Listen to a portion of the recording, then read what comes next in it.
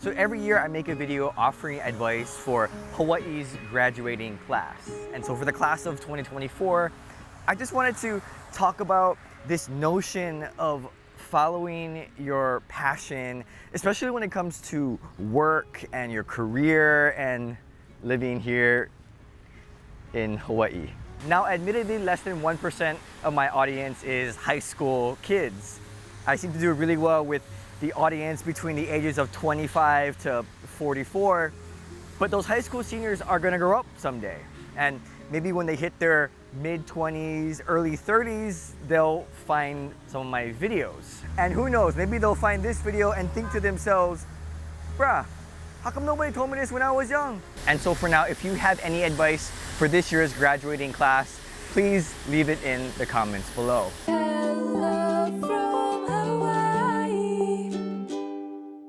Okay, so what you think? Hood?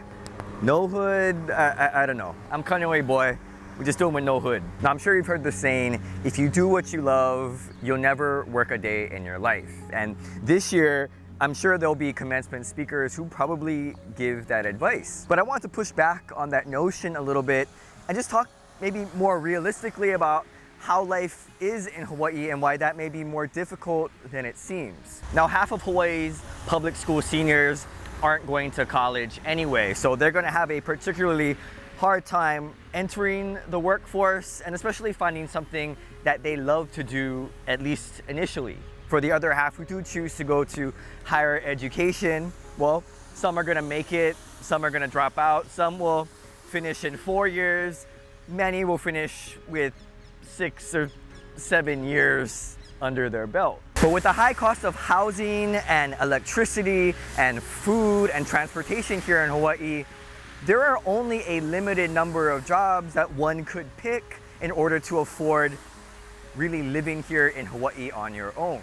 And when you factor in the types of jobs that one could be passionate about here, it's somewhat very limited. And so instead, I would suggest that young people find a job that they could enjoy or see themselves enjoying, or at least finding some kind of meaning or deeper interest that could pay the bills and then pursue their passion projects on the side. And as a local guy who has a young family, who bought a place and is entering middle age in, I'd say, a pretty nice career, I wish someone would have told me that sooner. Okay, just a few things. First off, your passions in your life are gonna change. It's completely natural. During the course of my life, I've had so many passions. In fact, I had to write these down because there's so many. My passions over my lifetime have been volleyball, golf, magic, puppets, model cars, guitar, running, writing children's books, playing video games, making YouTube videos, reading, and writing. And so if I pursued all of my passions, especially when it comes to careers, I'd be broke. Now, what I did was I found jobs that could afford me a certain quality of life where I could pursue my passions on my own time.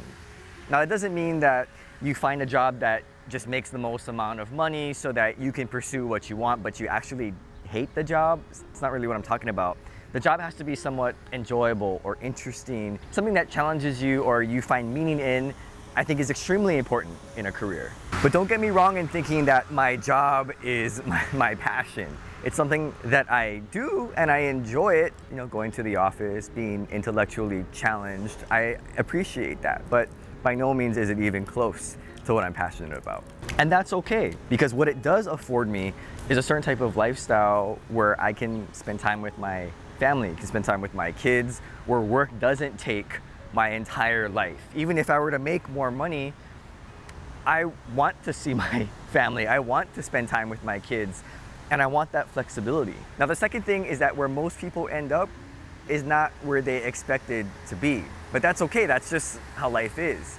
If you ask a lot of the aunties and uncles who probably work over here, if you ask them how did they end up in their career choice, it's probably this very interesting and winding story to how they ended up where they thought they would be to where they ultimately ended up. Because there's only so much that you can plan when it comes to your career. Opportunities open up, people retire, and you might just be there at the right time. And out of sheer luck, that's how you found your career. And frankly, that's kind of the fun of it. That's kind of the fun of life, that uncertainty that you can only plan so much, but that somehow in the end, it just seems to kind of work out. So unless you're willing to go all in on your passions, which I think is great, it's risky, but it's great, then I say find a job that you enjoy and pursue those passions wholeheartedly outside of work. I think that's one of the reasons why I could never do this YouTube thing full time. I mean, I enjoy talking about Hawaii. I enjoy the editing. I enjoy coming up with the topics and thinking about things and having this discussion. But if this were my job, then what would I do when work becomes stressful? I'd have nowhere to run to. By the way, I also realized that this is kind of like a 3-part video instead of a 1-part video, but just stick with me. And the third thing is think about what you value and how you see your life going in the future. What things are important to you besides just money? Because if you want to live a rich and trendy lifestyle, well, then you're going to need a job that can afford that rich and trendy lifestyle. You might have to make some sacrifices. But if you value spending time with your family, having a family, or just not letting work take over your whole life, you'll also have to make certain sacrifices so that, yeah, you could be home every day to have dinner with your kids. Because I think about someone like my dad and his career. He worked at the same place for 40 plus years, and sure, he probably could have gone to a different place, probably gotten a promotion, made more money, but it would have required us moving to a different part of the country. And he valued spending time with family. He valued that stability. But if he had chosen his career and maybe gone for his passions, our family would be entirely different. And looking back, I'm entirely thankful that he made that choice, because we got to grow closer with my grandmother and my cousins, and overall, our family was just always close. Sometimes it's challenging making these videos because I'm not sure exactly where I'm walking. I'm just kind of walking and trying to get thoughts out, and I end up kind of circling back. Anyway, now for me, having that flexibility and freedom to pursue the things that I love is important to me, more than pay or fame or title. And I'm thankful that I only have to work one job. I know that there are a lot of people who have to work multiple jobs, and it does become a little bit tougher. Sometimes it doesn't feel like a choice. But I do think it comes down to a choice. We can choose what kind of job we want to do. If we don't enjoy it, or if it's something that isn't fulfilling to us, or maybe it's taking away too much time from the most important things, we could say no. Because I think in Hawaii we talk a big game about family and ohana and how important that is, and absolutely it is important. But sometimes it seems like money is important as the bus goes by. Sometimes it seems like money is important. And so the choices that we make sometimes reflect that the pursuit of money, or at least the pursuit of appearing like you have money, is more important than spending time with your family. And so are we choosing money over family? I don't know. Everyone's gonna have to answer that for themselves. But what this has meant is that we have to live on a budget. I can't say yes to everything. I can't buy everything. We can't always take trips. We can't have a new car. I'm driving a 20-year-old car, and there's been a few close calls, but hey, it's still hanging in there. But this modest lifestyle means that if we ever have some kind of financial emergency, it's not gonna drain our savings. It's gonna be okay, and if we gotta buy something new, or kids gotta go hospital, or just something needs to happen, it's not a big deal. We can afford it. And what's also nice too is I don't have to pretend to have more than I have. There's no facade.